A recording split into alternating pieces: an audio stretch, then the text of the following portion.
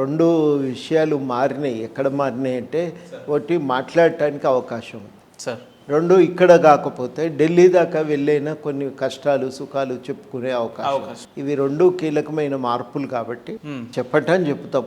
గతంలో కూడా ఇదే పద్ధతుల్లో పోవాలని అనుకున్నాం. కానీ ఆ ప్రభుత్వం ఏంటంటే ఒకటి కలవటానికి ఎవరిని కలవటానికి ఇష్టపడలేదు.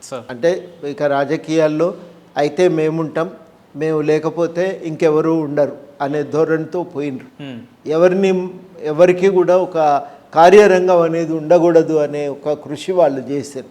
మాకు పనిచేసుకోవటానికి అవకాశం ఉండద్దు అనే ప్రయత్నంతో పోయినరు వాళ్ళు. దానివల్ల ఇబ్బందులు ఎదుర్కొన్నాం. ఇబ్బందులు ఎదుర్కొన్నప్పుడు ఇక ప్రభుత్వంతో సంప్రదింపుల ద్వారానో చర్చల ద్వారానో లేకపోతే ఏదన్నా మాటాముచ్చట ద్వారానో ఒడగొట్టుకునే అవకాశం లేకపోయింది. లేనప్పుడు మౌనంగా ఉండలేము కాబట్టి వీధుల్లోకి దిగవలసి వచ్చింది. ఇప్పుడు ఏంటంటే ఏదన్నా ఉంటే ప్రభుత్వానికి చెప్పుకోవచ్చు, వాళ్ళు వింటున్నారు, వాళ్ళు కూడా పరిష్కారాన్ని సూచించే ప్రయత్నం చేస్తున్నారు. అమలు దగ్గర కూడా మాకు కూడా ఏదన్నా అవకాశం కల్పిస్తున్నారు, అమలు కోసం ప్రయత్నం చేస్తూనే ఉన్నాం. ఇవన్నీ జరుగుతున్నాయి కాబట్టి అంతగా దాని విషయంలో మునుపటి మాదిరిగా మేము పోవలసిన అవసరం లేదు. రూపము దాని సారము 2 కూడా కొంత మార్పు చేర్పులకు లోనైతే. సార్ ఇప్పుడు మీ ఆలోచనలకు లేదంటే మీ విధి విధానాలకు కానీ రాష్ట్ర ప్రభుత్వం గౌరవం ఇస్తుందని మీరు పూర్తి స్థాయిలో నమ్మకంగా ఉన్నారు? ఇప్పటి వరకు అవకాశాలు ఉన్నాయి. రాబోయే రోజులు ఉండవంటారా? అంటే పరిస్థితి ఇప్పటికైతే సానుకూలంగానే ఉంది. ఇంకా మెరుగుపడవచ్చు. నిరాశతో ఎందుకు ఉండాలి? ఇంకా మెరుగుపడవచ్చు. సార్ మీరు ఇందాక చెప్పినట్టు నేను ఏదైతే లక్ష్యం కోసం పార్టీ పెట్టినో ఇప్పటికి కూడా నేను అదే నినాదంతో ఉన్నాను అన్నారు కదా. మీరు మీ లక్ష్యాలు లేదంటే కాంగ్రెస్ పార్టీ వ్యవహారం అంతా కూడా కలిసికట్టుగా పనిచేయాలని మీకు ఎందుకు అనిపించింది సార్? అంటే ఉన్న దాంట్లో మా లక్ష్యాన్ని చేరుకోవటానికి అది ఉపయోగకరమైన సాధన. చాలా అంశాల్లో భావసారూప్యత ఉంది. భావసారూప్యత ఉన్నప్పుడు మనం కలిసి పనిచేయటం మెరుగు. లక్ష్య సాధన ఒక్కరి వల్ల కానప్పుడు ఇద్దరం కలిస్తే ఇంకా మంచిది కదా అని అనుకొని మేము పోయినాం. ఇతర పార్టీలోకి వెళ్ళకపోవడానికి కారణాలు ఏమైనా ఉన్నాయా సార్? చేరకపోవటానికంటే ఇప్పుడు మేము పెట్టుకున్న ఎజెండా వేరే పార్టీలన్నిటికీ సంపూర్ణంగా లేదు. ప్రతి పార్టీ కొంత మేరకు ఉంటుంది, కొంత మేరకు వాళ్ళు ఆ ఎజెండాను ఆమోదించకపోవచ్చు. అందుకని మేము మా ఎజెండా మేము కొనసాగిస్తూ మా కార్యాచరణను మేము ముందుకు తీసుకొని వెళ్ళాలని. సార్ మనం ఇదివరకే జరిగిన పార్లమెంట్ ఎన్నికల్లో మనం చూసుకున్నట్టే కాంగ్రెస్కి 8 సీట్లు, బీఆర్ఎస్కి 8, మన బీజేపీకి 8 సీట్లు రావడం జరిగింది. కానీ ఇటు when it comes to BRS ఒకటి కూడా గెలవలేదు. ఏం దీని మీద మీ రియాక్షన్ ఏంటి సార్? ఒకటేంటంటే బీఆర్ఎస్ తనకంటూ ఏ పార్టీ అయినా ఒక సామాజిక పునాదిని నిర్మించు సార్. బీఆర్ఎస్ ఏంటంటే ఇంకెవరు అవసరం లేదు, మేము ఉన్నాము, మా డబ్బులు ఉన్నాయి, మేము దాంతో రాజకీయాలు నడుపుతాం అనే ఆలోచనతో పోయింది. ఒక పార్టీ యంత్రాంగాన్ని నిర్మించుకొని ఆ యంత్రాంగం ద్వారా సమాజంలో ఒక పాత్ర పోషిద్దామనే ఆలోచన వాళ్ళకు లేదు సార్. ఇక అక్కడ కార్యకర్తలు ఏంటంటే ఏదన్నా పని అప్పజెప్పినప్పుడు చేసే కాంట్రాక్టు లేబరే తప్ప కానీ, అవుట్ సోర్సింగ్ వ్యక్తులే తప్ప కానీ అందులో ఇంకెవరికి ప్రత్యక్ష పాత్ర భాగస్వామ్యం అనేది లేదు. కాబట్టి ఉన్నన్ని రోజులు పెయిడ్ ఆర్టిస్టులుగా ఏదో అవకాశం దొరుకుతుంది అనుకున్న రోజులు ఉన్నారు. ఇవాళ ఓడిపోయింది అనుకున్నప్పుడు వాళ్ళు అందరికందరూ బయటికి కదిలిపోయింది. బయట లేరిగా వాళ్ళు ఎక్కడ పని దొరికితే అక్కడికి పోతారు. ఎక్కడ ఏ సమావేశాల్లో చూసుకున్నా రాబోయే రోజుల్లో అధికారం మాదే, ఒక సంవత్సరానికో లేదంటే 6 నెలలకో మళ్ళీ గోడకు బంతేస్తే ఎంత స్పీడ్గా వస్తుందో మేము అంత స్పీడ్గా అధికారంలోకి వస్తామని ఈ రకమైన కామెంటరీని మీరు ఎట్లా చూస్తారు? ఆ మాట అనకపోతే పార్టీ ఆ మాత్రం కూడా బతకదు కదా. అందుకోసమే అంటున్నాను. 20 మంది ఎమ్మెల్యేలు మాతో టచ్లో ఉన్నారు కాంగ్రెస్ వాళ్ళు అని చెప్పి, లేదంటే నెక్స్ట్ రాబోతున్నారు అని చెప్పి కూడా మాట్లాడుతున్నారు. అది పెద్ద ఆశ్చర్యం కలిగించే విషయం ఏం కాదు. అది ఏముందండి అందులో పెద్ద ఆశ్చర్యం? వాళ్ళకి ఎక్కడ పనుల కోసం ఉంటున్నారు, పనులు కావనుకున్నప్పుడు అది వదిలిపెడతారు ఇంకో పార్టీకి పోతారు. అది పెద్ద అదే కదా బీఆర్ఎస్ నిర్మించిన రాజకీయాలే అవి. మేము పైసలు ఇస్తాం, రాజకీయాలు చేయండి, మా చుట్టూ తిరగండి, మీ పనులు ఉంటే చేయించుకోండి అనే ధోరణితో పోయినరు. ఇక పనులు కావన్నప్పుడు ఆడెందుకుంటారు?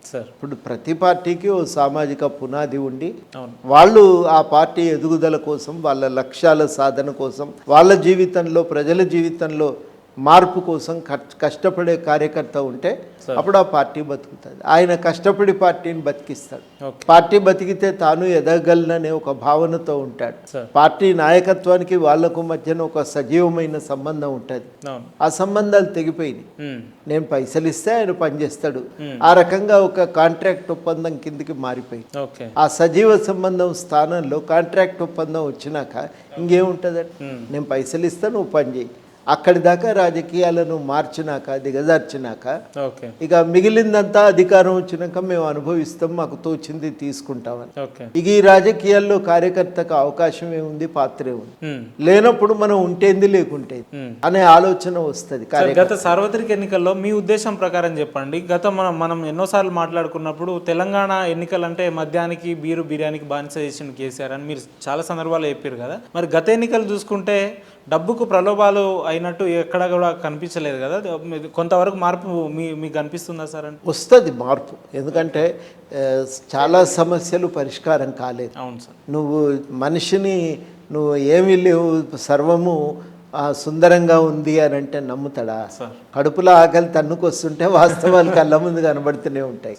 కనబడుతుంటే అప్పుడు వాళ్ళు దానితోని ప్రభావితులై ఓటింగ్ వేస్తారు. మీరు ఎక్స్పెక్ట్ చేసిరా సార్ పార్టీ అధికారంలో, కాంగ్రెస్ పార్టీ అధికారంలో రాబోతుంది, లేదంటే ప్రజల్లో చైతన్యం వచ్చిందని? ఎందుకంటే గెలిచిన ఒక్కొక్క ఎమ్మెల్యే కూడా సర్వసాధారణంగా 40,000 మెజార్టీ 50,000 మెజార్టీతో గెలిచారు కదా. ఈ రకమైన సిచ్యువేషన్ అట్మాస్ఫియర్ ఉంటుందని అనుకున్నారా సార్? 70 దాటుతాయి అనుకున్నాను నేనైతే. ఓకే, కాంగ్రెస్ 70 దాటుతుంది. కొంచెం జాగ్రత్త పడి ఉంటే ఈజీగా 70 వచ్చేవి. ఓకే, కానీ వాళ్ళ ఆచరణలో ఉన్న కొన్ని సమస్యల వల్ల అవి దాటలేకపోయాయి. అయినా కానీ గెలుపు అయితే మేము అనుకున్న విధంగానే వచ్చింది. ఓకే సార్, గత బీఆర్ఎస్ ప్రభుత్వంలో 10 ఏళ్లుగా ఏ సామాన్య ప్రజలు ఎటువంటి ఇబ్బందులు ఉన్నా మీ ఇంటికి వచ్చి మీ తలుపు తట్టేది, మీరు వారి కోసం నిరంతరం సమయం కేటాయించేది. ఇప్పుడు కాంగ్రెస్ పార్టీ అధికారంలోకి వచ్చిన తర్వాత కూడా అదే పరిస్థితులు కోదండరాం సార్ ఇంటి గడప వరకు ఉంటాయా? అంటే ఉన్నాయి కదండి, ఇప్పటికి కూడా వస్తున్నారు. అవును, ఇంకా ఎక్కువ సంఖ్యలో వస్తున్నారు. అప్పుడు గవర్నమెంట్ భయానికి కొంతమంది రావాలంటే ఇబ్బంది పడి ఎన్ని ఇబ్బందులు కలిగినా మా దగ్గర రాకపోయి, కానీ అనివార్యత వచ్చినప్పుడు మాత్రమే మా దగ్గరికి వచ్చేది. ఇవాళ అట్లా లేదు. ఏదైనా ఉంటే చెప్తే గవర్నమెంట్తో మాట్లాడే వాళ్ళు కొంతమంది ఉన్నారు. గవర్నమెంట్ కూడా వాళ్ళు చెప్తే వింటది అనే నమ్మకం వల్ల వస్తున్నారు, ఇంకెక్కువనే వస్తున్నారు. సార్, నాకు తెలిసినప్పటి నుండి ఒక 15-16 ఏళ్ళుగా అనేకమైన ప్రలోభాలు, అనేకమైన ఇబ్బందులు సైతం తట్టుకొని ఒక ప్రొఫెసర్గా ఉన్న మీరు ఒక ఉద్యమాన్ని మీ భుజాల మీద నడిపించినటువంటి వ్యక్తిగా ఎందుకు సార్ మీరు జనరల్గా ఒక రాజకీయ నాయకుడు అంటే సంపాదించుకోవాలి, సంపాదించింది దాచుకోవాలి అనే ఒక కాన్సెప్ట్లో చాలామంది ఇప్పుడున్న సమాజంలో ఉన్నారని మాట్లాడతారు.